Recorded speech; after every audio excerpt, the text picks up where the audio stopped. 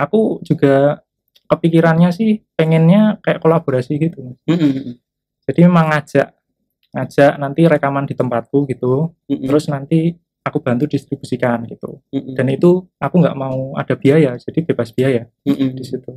Jadi memang kadang kan orang udah minder duluan ketika rekaman, harus produksi, harus keluar uang, belum lagi daftarin ini. Nah, padahal itu bisa tanpa biaya kayak gitu. Maksudnya aku bisa membantu tanpa biaya. Bagus Sidki Hakim atau Mas Bagus, selamat datang. Di mana, Mas? Ya ora perlu di mana, di sini ya. Enggak ada opening ya. Enggak ada template-nya. Selamat gitu datang di sini di bla bla bla podcast Surakarsa Project gitu, enggak ada. Enggak heboh kayak di orang lain itu. Enggak perlu heboh. Enggak perlu heboh. Yang heboh itu kalau bisa nanti pemberitaannya aja yang heboh. Gitu. Tapi kita biasa-biasa aja gitu. Baik. Gitu sih. Lebih penekanannya pada ya karena kita masuknya di edukasi kan gitu. Bukan di entertainment gitu. Edukasi ya lebih nanti masuk muatannya pengennya sih seperti itu. Oke. Tapi kalau mau bikin heboh juga bisa sih, tapi itu kayak bukan aku.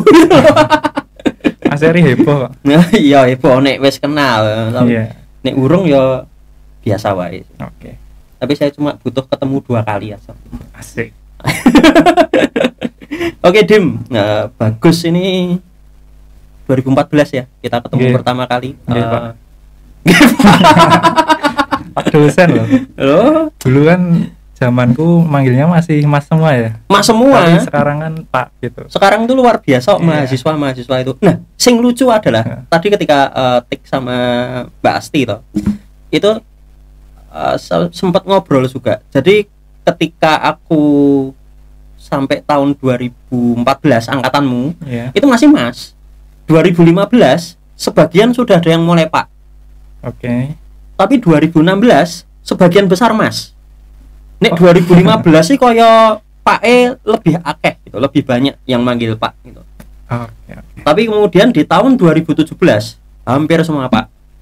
Di tahun 2018 hampir semua Pak juga. Tapi nyamannya dipanggil Pak atau Mas? Sing lucu adalah aku merasa nyaman ketika di Swagayugama. Karena semua manggil Mas. Oh iya. Yang bahkan yang awalnya manggil Pak itu kemudian mereka manggil Mas itu karena terpengaruh sama teman-temannya gitu. Dan aku menyesuaikan dan aku merasa sangat nyaman ketika ada di sana gitu karena Mas, dan meskipun aku dosen pembinanya untuk UKM tetapi ya kayak lebih dekat aja. Terus dulu pernah ada yang tanya juga kenapa bukan nggak suka dipanggil Pak, karena menurut preferensi pribadi begitu dipanggil Pak itu punya apa ya, semacam tanggung jawab ekstra. Dipanggil Pak itu kudune wis luweh iso ngomong gitu. Iso ngomong luweh waskita, luweh apa ya, lebih bijaksana, lebih kemudian berwawasan yang sangat luas. Ini pendapat pribadi saya seperti itu. Tapi bukan berarti ketika dipanggil Mas tidak bisa seperti itu. Nyatane Mas Menteri, Mas Nadiem, Mas Sandiaga Uno itu kan panggilannya Mas juga, tapi mereka punya kemampuan itu tadi. Dan menurut saya Pak itu kayak levelnya tinggi sekali gitu loh, tinggi sekali. Maksudnya tua gitu ya? Enggak. Malah bukan di tuanya. Ya karena kayak kita masuk hotel aja mau muda mau tua panggilannya Pak loh gitu. Mungkin ke bawah itu, mahasiswa ke bawah itu sama betul. Profesionalitas kerjanya. Betul. Ini aja tadi pagi waktu kuliah juga kayak gitu. Sama sih. Masih online tapi? Online. Cuma kuliah yang KMMI, Kredensial Mikro Mahasiswa Indonesia. Oh iya. Gak tahu aku. Oke, itu intinya adalah wirausaha. Oke. Si mahasiswa itu pengen wirausaha. Nah, tapi di luar itulah Dim gitu. Kembali lagi ke kamu Dim. Jadi mungkin lebih banyak orang yang tahu tentang kamar studio dibandingkan siapa itu Bagus Sidki Hakim itu tadi. Oh gitu ya. Ya apa ora? Aku malah kurang tahu kalau kayak gitunya. Karena memang kebanyakan ya memang malah yang nggak tahu aku. Taunya channel YouTube. Betul. Kalau yang nggak kenal ya. Cuma kalau orang teman lama atau yang udah jarang ketemu itu malah nggak ngeh itu loh kalau itu aku. Terus tiba-tiba langsung nge-DM atau nge-chat aku, "Loh, ini kamu toh?" kayak gitu. Oh, itu sering kejadian kayak gitu. Jadi kayak mungkin penampilanku jadi beda itu ya, mungkin ya, dari zaman kuliah atau SMA sama yang sekarang gitu, mungkin beda. Enggak tahu kalau dari Mas Heri mungkin pendapatnya kayak gimana, apakah lupa dengan podo wae. Kamu dari dulu ya kalem gitu aja, orangnya kalem, nggak bisa rapi gitu ya. Nggak bisa rapi, oke. Diseneni mergo tidak kerapiannya, oke. Sering disuruh potong gitu sama Pak dosen. Yang mana ya? Yang itu, oke. Ya tapi ya tujuannya kan bagus, karena kaitannya sama profesionalitas gitu. Cuma ya itu tadi, kamu kalem sih, kayak termasuk mahasiswa yang nek ono masalah itu tetap woles gitu. Meskipun kami juga nggak tahu ya di dalamnya itu santai atau enggak, tapi penerimaanmu kan terhadap apapun itu sangat santai di luar itu tadi. Seperti itu sih mungkin ya, dan nggak ada bedanya sih. Iya, aku ngalahan. Nggak bisa berdebat. Ya gitu. Dim, nah ini kaitannya sama kamar studio nih. Kamar studio itu kan bergeraknya di bidang ini ya, bikin karya musik gitu ya, Dim, atau gimana? Ya sebetulnya nggak terencana, Mas. Nggak terencana. Itu pun karena platform YouTube itu adalah wadah ya, menurutku wadah untuk menampung karya berupa video maupun audio. Nah awalnya juga cuma asal aja ngasih nama asal, terus nggak kepikiran kedepannya mau kayak gimana. Tapi intinya memang dari dulu itu suka konten-konten yang berbau tradisi gitu. Memang dari kecil suka seni kerakyatan, suka gamelan, dan bisa terwujud itu ya pas kuliah, pas belajar gamelan di UKM gitu. Nah dari situ kan semakin bertahap itu semakin idenya bertahap muncul tuh. Betul. Ya awalnya cuma random aja kontennya, tapi lama-lama menghasilkan suatu ide di mana aku waktu itu emang penelitian di D4 pariwisata itu tentang jadilan. Oh, selepas dari UGM ya? Jadi setelah dari UGM saya kan ekstensi itu, alih jenjang ke D4. Nah itu aku ngambilnya skripsinya tentang jadilan itu. Nah dari situ aku langsung kayak pengen aja mengembangkan segala bakat hobiku itu terkhusus di kesenian tradisi kayak gitu. Ya senang juga sih, karena senang juga, jadi nggak ingin ikut arus trennya apa gitu loh. Aku lebih ke yang aku suka waktu itu, ya wes aku maksimalin di situ, coba karya. Dimana awalnya itu dari lagu-lagu yang iseng-iseng receh yang sempat viral itu, kayak SpongeBob kayak gitu. Ya wes aku iseng aja tak kreasikan jadi gamelan jadil kayak gitu. Ternyata responnya malah justru sangat antusias dengan jalan memviralkan lagu-lagu yang pada saat itu viral.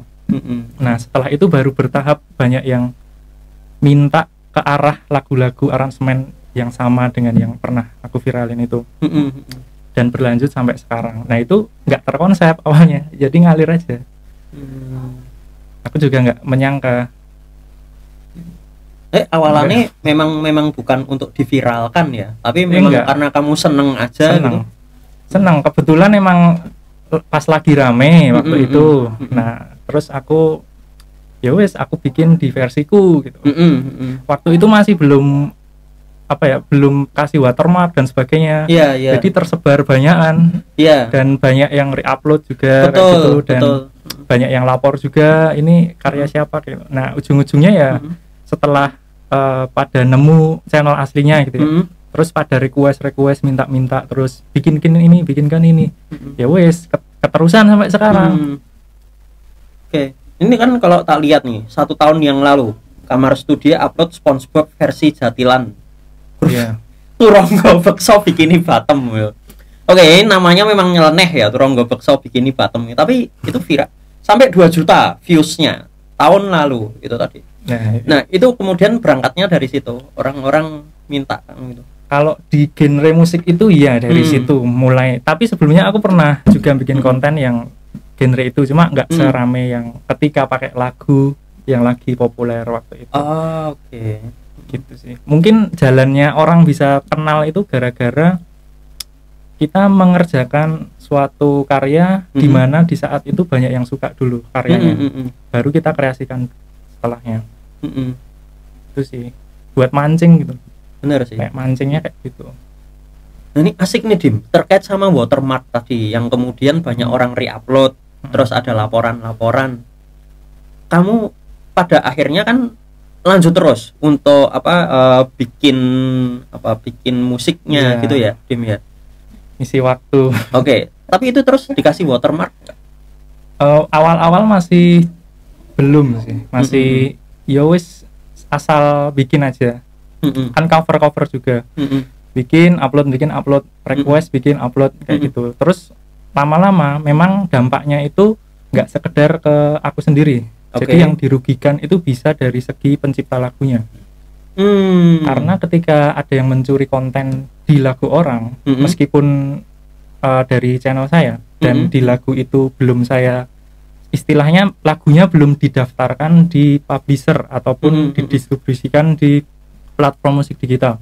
Nah, ketika ada orang yang mengambil lagu itu dan dia punya keuntungan sendiri di lagu itu tanpa harus izin ke pencipta aslinya, nah itu yang menjadi bahaya. Bahkan lagu aslinya pun malah bisa kembali diklaim balik.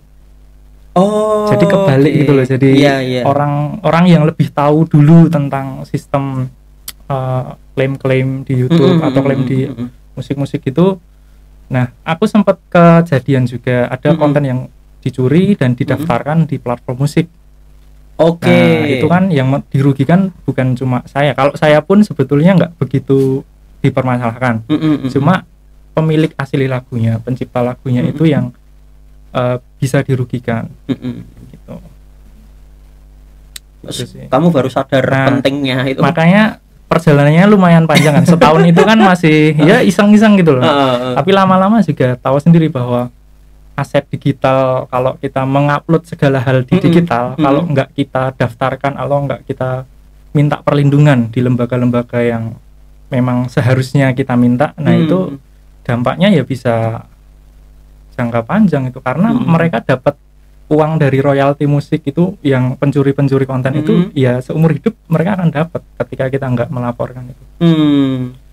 Oke, jadi kan kayak sederhana nih tadi ya, misalnya yang kayak dicuri kemudian dilaporkan itu, kamu punya karya nih tahun 2019 misalnya gitu ya, kemudian di tahun 2020 ada orang yang ngambil karya itu terus mendaftarkan, entah daftarkan karyanya seperti itu, terus kamu yang dituntut karena kamu tidak punya bukti bahwa bagus telah mendaftarkan secara legalitas gitu, legalitasnya nggak ada gitu, nggak ada.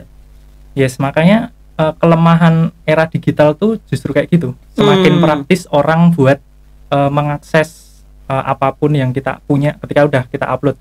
Kan tinggal dicuri aja kan, dicuri, diupload ulang, dan mungkin kekurangannya para agregator musik mungkin yang nggak ada di Indonesia, yang ada di luar negeri kan nggak ada kantor perwakilan di Indonesia. Ketika mereka mengupload di kantor yang punyanya luar negeri itu, ya wes, ketika ada masalah apa-apa ya mereka nggak bisa bantu, soalnya nggak ada representasi yang di Indonesia. Makanya banyak kan orang yang upload di musik-musik cari keuntungan pribadi, mereka uploadnya di agregator luar negeri yang nggak ada representasi di Indonesia. Ketika kita minta pencabutan klaim gitu biasanya ditolak. Aku pernah soalnya gitu, klaim Anda ditolak gitu, padahal itu yang bikin aku, cuma yang nguploadin mereka. Nah itu nggak serta-merta kita nyalahin mereka juga. Nah kita juga harus preventif untuk mengatasi hal itu. Makanya ketika kita punya karya yang berlisensi atau penciptaan sendiri atau lagu orang yang kita bawakan, kita harus memiliki izin. Selayaknya kayak gitu. Selayaknya. Gitu. Nah ini Dim, yang sudah kejadian sama kamu, akhirnya videomu diapakan? Kalau yang diklaim sama video itu enggak, atau karyamu dia kan ada beberapa tipe yang emang dia itu enggak terpengaruh channelnya, atau diklaim ID namanya. Jadi ada yang diklaim cuma kita nggak bisa memonetis itu. Terus ada satunya itu yang diklaim tapi mengancam channel. biasanya itu 3 kali strike iya bisa hilang channelnya. Nah kalau yang klaim ID itu cuma sebatas hak kita jadi diambil orang, jadi terklaim sepenuhnya atau sebagian. Nah kalau yang strike itu secara manual kita apa ya, kayak di report gitu. Nah di report manual. Itu kan di YouTube. Kalau yang tidak di YouTube ada dampaknya enggak? Apakah kamu tidak bisa membawakan lagu itu atau harus izin dulu kalau membawakan lagu itu yang pada lagumu gitu? Pada intinya tuh semua itu terintegrasi Mas, jadi satu. Kalau di musik digital itu kita sekali mendaftarkan ke agregator, memasukkan submit lagu ke digital music platform itu, nah itu udah semua terdistribusikan. Entah itu di Spotify, entah itu di Apple Music, semua itu udah otomatis dalam satu kali upload itu. Nah makanya pentingnya era digitalisasi ini adalah gimana caranya semua itu terotomatisasi gitu.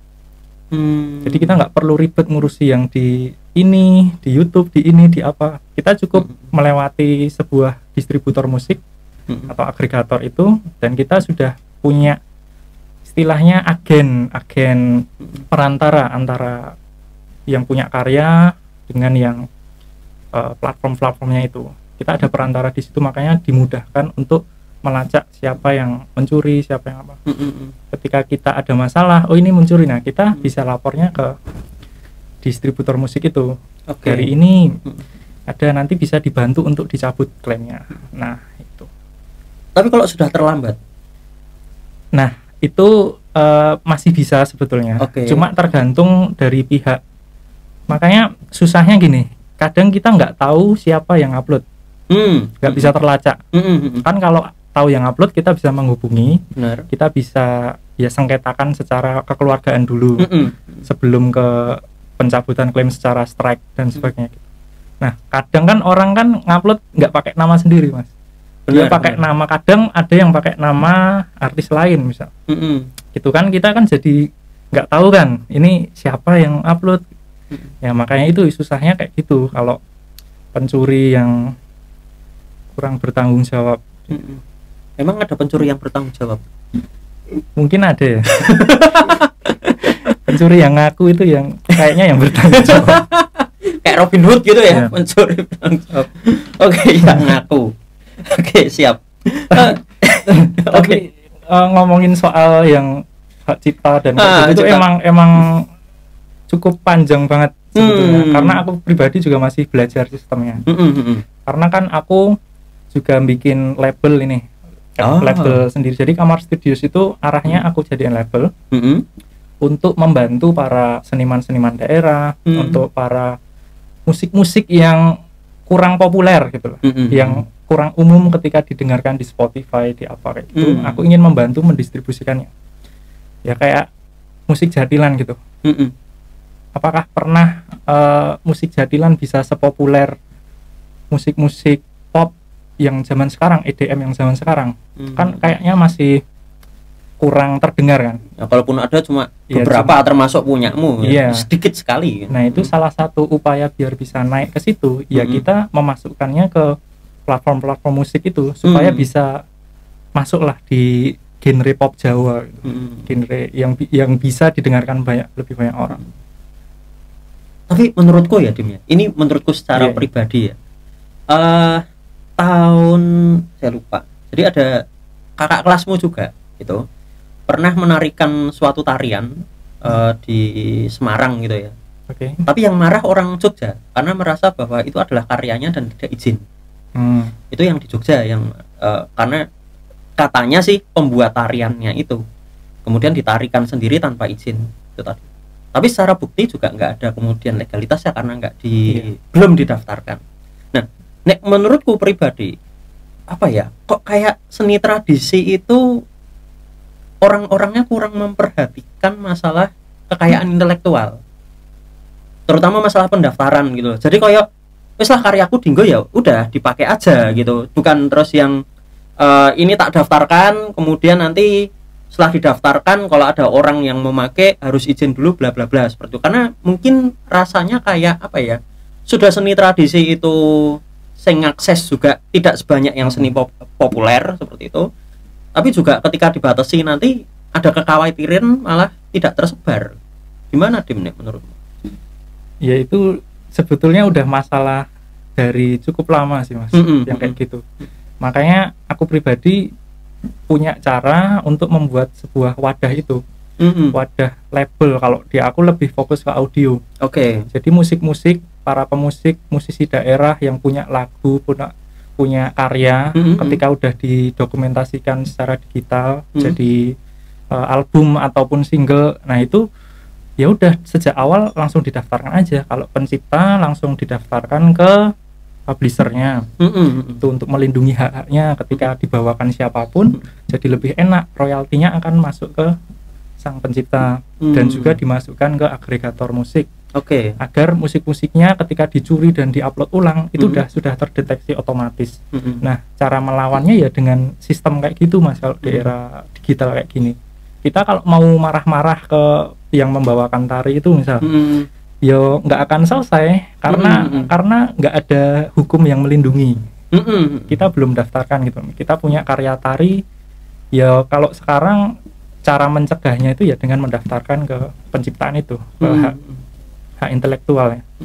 Mungkin itu yang butuh digembor-gemborkan sih untuk para seniman-seniman tradisi, karena memang jujur saya juga awalnya nggak paham sama sekali. Terus ada orang yang memang bantu buat melawan sistem itu, buat cara gimana caranya biar nggak kecuri, biar nggak dibawakan tanpa izin terus kita nggak dapat apa-apa. Nah itu lebih baik mencegah daripada sudah kejadian. Itu sih susah sih Mas kalau ngomongin tradisi yang dibawakan situ. Sudah cukup banyak yang jadi menurutku ya saking banyaknya yang melakukan hal itu, membawakan karya tanpa izin, itu jadi suatu hal yang lumrah di masyarakat. Betul. Jadi orang tuh nganggap rapopo seni tradisi wajar. Gitu ya. Padahal memang ada ya performing right, ada hak-hak izin dan sebagainya harusnya. Cuma membangun sistem kebiasaan budaya seperti itu tuh nggak cepet tuh. Kan itu jadi apa ya, jadi budaya kan pada akhirnya. Jadi kayak jadi kebiasaan yang sudah mulai dilakukan itu yang kalau kita konser, kalau kita punya kafe dan kafenya memutar lagu orang, nah itu sudah mulai pada mendaftarkan itu sehingga royalti harus dibayarkan gitu, lewat WAMI gitu. Performing rights-nya sudah didaftarkan gitu sih. Lewat WAMI ya. Bedanya sama ini lewat Dirjen Haki apa tuh Dim? Aku kalau lembaga-lembaga itu sebetulnya kurang begitu paham loh Mas. Lembaga pemerintah ya, kurang begitu paham. Karena di musik sendiri aku taunya cuma di publisher sama di agregator. Kalau publisher itu terkait yang penciptanya, hak ciptanya. Kalau yang di agregator itu terkait musik digitalnya, rekamannya. Nah, jadi rekamannya itu biasanya dibawa dari label rekaman. Nah, itu dia punya hak milik.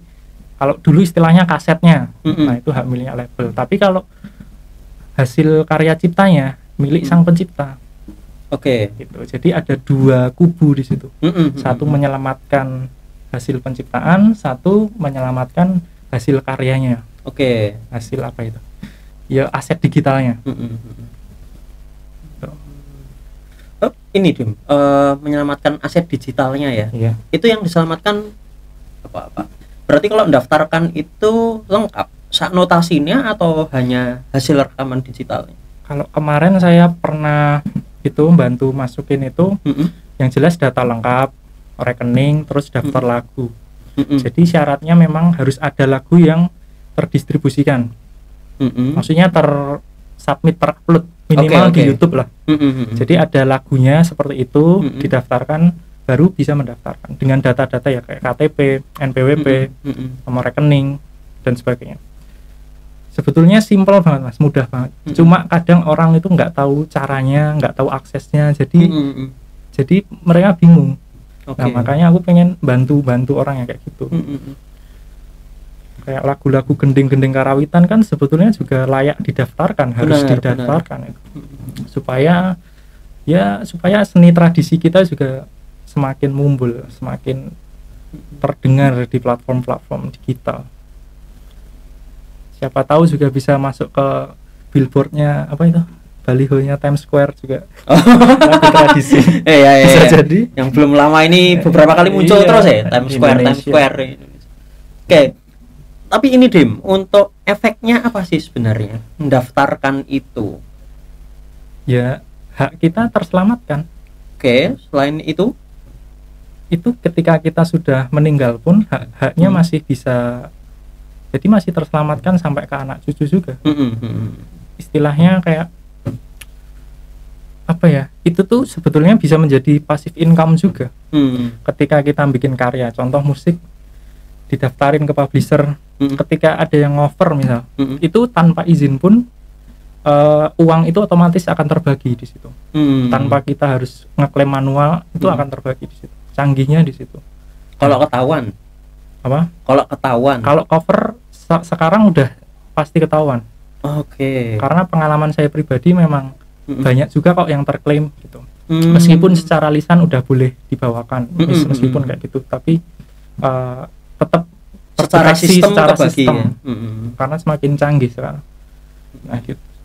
Oke, terus kalau kayak misalnya nyanyi-nyanyi nih, ada event misalnya, entah event kampus atau event apa yang kemudian jual tiket, terus nyanyi lagu orang yang sudah terdaftar, itu gimana kalau kayak gitu? Nah itu misalnya nggak ketahuan loh ya, ya nggak ketahuan ya. Tapi itu yang bertanggung jawab yang penyelenggaranya. Penyelenggaranya harus tahu dulu nih, misal mintanya lagu apa, dan ketika ada lagu yang berhak cipta, ya seharusnya membayarkan itu. Kalau nggak salah ke WAMI, kalau performing rights. Ke WAMI. Iya. Tapi itu juga susah juga Mas, kalau di Indonesia kan juga banyak event-event yang mohon maaf nggak sepiro gitu loh hasilnya. Bener, meskipun bertiket ya, itu cuma nutup buat biaya produksi ya, itu kan juga banyak. Nah mungkin ya itu balik lagi ke pencipta. Kan ada pencipta yang dikit-dikit nggak suka dibawakan tanpa izin, kan ada yang gitu. Tapi ada juga yang seneng kalau dibawakan orang gitu. Ada yang suka di cover lagunya, ada yang nggak suka harus izin dulu gitu. Kan dulu sempat rame kasus itu. Ujung-ujungnya kembali ke sang pemilik lagunya. Itu tadi kalau bagus kan lebih ke pengennya bikin label itu tadi kan.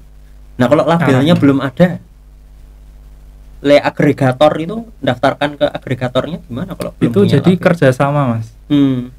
Jadi kerjasama. Misalnya aku kerjasama sama Believe Musik. Nah di situ aku mendaftarkan sebagai label. Nah jadi aku bisa mendistribusikan musik-musik siapapun kalian yang punya karya, bisa lewat aku. Gitu. Simpel itu sebetulnya. Jadi ada kontrak di Believe Musik itu.